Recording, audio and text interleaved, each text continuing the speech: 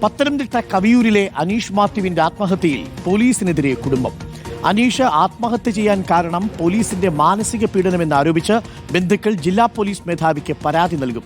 അനീഷിന്റെ ഭാര്യ, 2 പെൺമക്കൾ എന്നിവരെ കാണാതായതിൽ പോലീസ് അനീഷിനെ ചോദ്യം ചെയ്തിരുന്നു.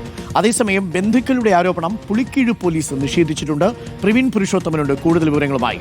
പ്രവീൺ, ഇപ്പോൾ പോലീസിന്റെ മാനസിക പീഡനം എന്ന നിലപാടിൽ ഉറച്ചു നിൽക്കുകയാണ് അനീഷിന്റെ കുടുംബം, അല്ലേ? Good morning Praveen.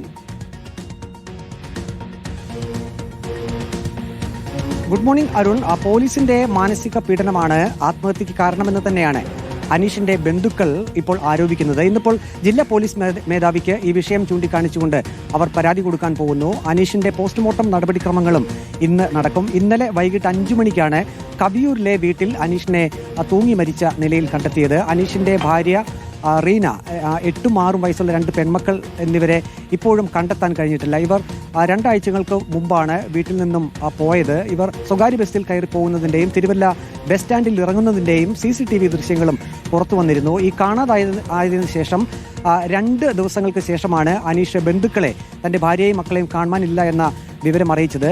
Thiruvalla Pulikeezhu police പറയുന്നത് 17-ാം തീയതി റീനയെയും 2 പെൺമക്കളെയും കാണാതാകുന്നു. അത് കഴിഞ്ഞ് ദിവസങ്ങൾക്ക് ശേഷം മാത്രമാണ് ബന്ധുക്കളെ ഇയാൾ അനീഷ് വിവരം അറിയിച്ചത്. അതിനുശേഷം ബന്ധുക്കളാണ് തിരുവല്ല പുളിക്കീഴ് പോലീസിൽ ഈ ഒരു വിവരം സംബന്ധിച്ച് പരാതി നൽകിയത്. ഏതായാലും പോലീസിന്റെ അന്വേഷണം ഇപ്പോഴും തുടരുകയാണ്. പുളിക്കീഴ് പോലീസിന്റെ മാനസിക പീഡനം കൊണ്ട് തന്നെയാണ് അനീഷ് ആത്മഹത്യ ചെയ്തതെന്ന് അനീഷിന്റെ കുടുംബം ഇപ്പോൾ ആരോപിക്കുന്നുണ്ട്. അത് സംബന്ധിച്ചാണ് ജില്ലാ പോലീസ് മേധാവിക്ക് പരാതി നൽകാൻ പോകുന്നത്. പക്ഷേ പുളിക്കീഴ് പോലീസ് പറയുന്നത് 4ഓളം ക്രിമിനൽ കേസുകളിൽ അനീഷ് പ്രതിയാണ്. ഈ കാണാതായത് സംബന്ധിച്ചുള്ള വിവരങ്ങൾ മനഃപൂർവ്വം മറച്ചുവെച്ചു. ചോദ്യം ചെയ്യാൻ വിളിപ്പിച്ചപ്പോഴൊക്കെ കൃത്യമായിട്ടുള്ള മറുപടികൾ ചോദ്യങ്ങൾക്ക് നൽകിയിരുന്നില്ല. അങ്ങനെയുള്ള കാര്യങ്ങളൊക്കെ പുളിക്കീഴ് പോലീസും പറയുന്നുണ്ട്. അതായത് കുടുംബത്തിന്റെ ആരോപണങ്ങൾ പൂർണ്ണമായും പുളിക്കീഴ് പോലീസ് തള്ളിക്കളയുന്നു.